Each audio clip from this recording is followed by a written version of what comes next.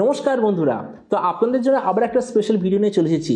Recently আপনি এসে একটা জিনিস লক্ষ্য করেছেন, আমাজন বা ফ্লিপকার্টে যে আইকো Z9X অথবা যে ভিভো T3Xটা অ্যাভেলেবেল আছে, ওটা একটু বেশি ডিসকাউন্টে অ্যাভেলেবেল। মানে আপনি যদি চান তো 10,500 টাকা আপনি আইকো Z9X পেয়ে যাবেন। আর 10,500 টাকা আপনি কী পাচ্ছেন? 6000 mAh ব্যাটারি, স্ন্যাপড্রাগন 6 Gen 1 এই লেভেলের স্মার্টফোন। মানে বুঝতেই পারছেন যে ফোনটা আলটিমেট ডিসকাউন্টে অ্যাভেলেবেল আছে। আর এটার আর একটা মিনিংও হয়, যখন একটা ফোনের কোনো নতুন ভেরিয়েন্ট আসার নিউজ থাকে, তখন লাস্ট ভেরিয়েন্টটা ব্র্যান্ড জেনারেলি একটু সস্তায় ছেড়ে দেয়। তো এই জন্য আমার যতদূর মনে হচ্ছে আইকো Z10X অথবা যেটা রিব্র্যান্ডেড ভার্সন হলো ভিভো T4X খুব তাড়াতাড়ি আসতে চলেছে, কেননা ফোনটা অলরেডি সার্টিফিকেশন সাইটেও এসে গেছে। তো এই জন্য এই ভিডিওতে আমরা এই আইকো Z10X সম্বন্ধে এখনও পর্যন্ত যাদের ইনফরমেশন পাওয়া গেছে সেটা সম্বন্ধে ডিসকাশন করব। তো চলো শুরু করা যে ভিডিওটা কোনো সময় নষ্ট না করে, আপনি যদি গ্যাজেটর বাংলা চ্যানেলে প্রথমবার আসেন আর এরকম বাংলা টেক ভিডিও ডেইলি দেখতে চান, তাহলে গ্যাজেটর বাংলা চ্যানেল সাবস্ক্রাইব অবশ্যই করে নেবেন। তো ফার্স্টে আমরা আলোচনা করবো এই স্মার্টফোনটার ডিজাইন সম্বন্ধে। এবার দেখুন, এবারের এই যে আইকো Z10X বলে যে স্মার্টফোনটা যার সার্টিফিকেশন সাইটে এসেছে আর কিছু স্পেসিফিকেশন জানা গেছে, তো অবভিয়াসলি এটার ডিজাইন সম্বন্ধে বেশি কিছু আইডিয়া থাকবে না, কিন্তু আমার যতদূর মনে হচ্ছে এর যে ডিজাইনটা ওই ধরনের লাস্টবারের মতোই হবে, কেননা আইকো নিজের ফোনের ডিজাইন খুব একটা বেশি চেঞ্জ করে না। এর থিকনেস হবে 8.1 মিলিমিটার আর ওয়েট হবে 201 গ্রাম। এর পেছন দিকে আপনি পাবেন টোটালি ম্যাট ফিনিশ টাইপের প্লাস্টিক ব্যাক কভার আর সাইডে আছে প্লাস্টিকের ফ্রেম। আর ফোনটা আপনি সববারের মতোই 2 থেকে 3টে ডিফারেন্ট কালারে আপনি দেখতে পাবেন। ডিসপ্লের দিক থেকে এতে থাকবে 6.72 inch full HD plus 120 hertz IPS LCD display, তার সঙ্গে 240 হার্জের টাচ সাবলিং রেট, 1000 নিটসের brightness, 20:9 aspect ratio, 93% screen to body ratio. আর ডিসপ্লের যে প্রোটেকশন সেটা হলো পান্ডা গ্লাসের ডিসপ্লে প্রোটেকশন। তার মানে সোজা কথা বলতে গেলে প্রাইস পয়েন্ট হিসেবে যে ডিসপ্লেটা সত্যিই খুব ভালো। প্রসেসরের দিক থেকে এতে আপনি পাবেন স্ন্যাপড্রাগন 6 Gen 3 5G প্রসেসর, আর এর পারফরমেন্সটাকে আরও ভালো করার জন্য এতে আপনি পাবেন একটা কুলিং সিস্টেম। ক্যামেরাতে আছে 50 আর 2 মেগাপিক্সেলের ডুয়াল রিয়ার ক্যামেরা, সঙ্গে 16 মেগাপিক্সেলের সেলফি। এর যে রিয়ার ক্যামেরা তার সঙ্গে আপনি এবারে পাবেন OIS এর অপশান। এই যে স্মার্টফোনটা লাস্টবারের মধ্যে আপনি বিভিন্ন ধরনের র্যাম আর স্টোরেজ ভেরিয়েন্ট তো দেখতে পাবেন, কিন্তু স্টার্ট হবে 4128 জিবি থেকে। এর র্যামের কোয়ালিটিটা LPDDR4X, মেমোরিতে আছে UFS 2.2 যেটার সঙ্গে হাইব্রিড কাস্টার অপশান। ব্যাটারিতে আছে 6100 mAh ব্যাটারি, সঙ্গে 45 ওয়াটের চার্জার, আর কানেক্টিভিটি হলো USB Type-C।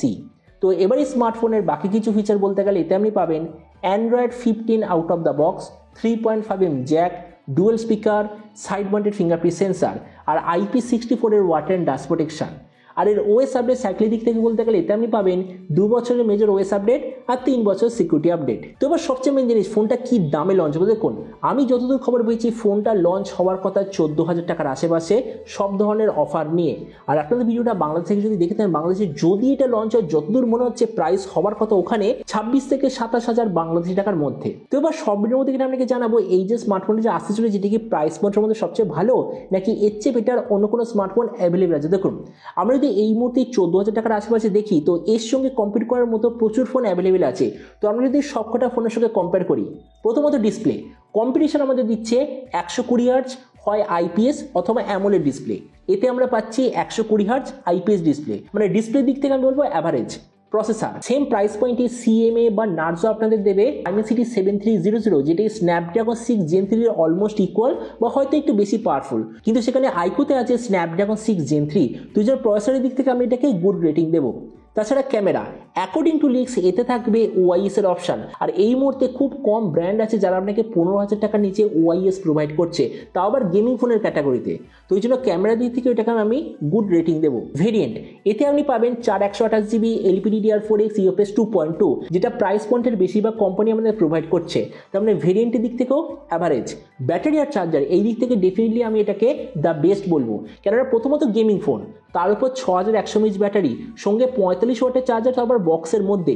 এই কটা স্পেসিফিকেশনের কম্বিনেশন এখনো পর্যন্ত কোনো ব্র্যান্ড আপনাদের প্রোভাইড করছে না এই প্রাইস পয়েন্টে। তো এই জন্য ব্যাটারি আর চার্জারের দিক থেকে দ্য বেস্ট। তাছাড়া স্পিকার সবাই দিচ্ছে ডুয়াল স্পিকার, এদেরও আছে ডুয়াল স্পিকার, মানে এই দিক থেকে কোনো ডিফারেন্স নেই।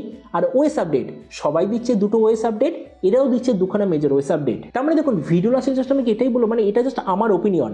যদি according to leaks iQOO Z10X exactly এইসব স্পেসিফিকেশন নিয়ে 14,000 টাকার আশেপাশে লঞ্চ হয়, তো প্রবাবলি প্রাইস পয়েন্টের one of the best all round gaming phone এটা ডেফিনেটলি হয়ে যাবে।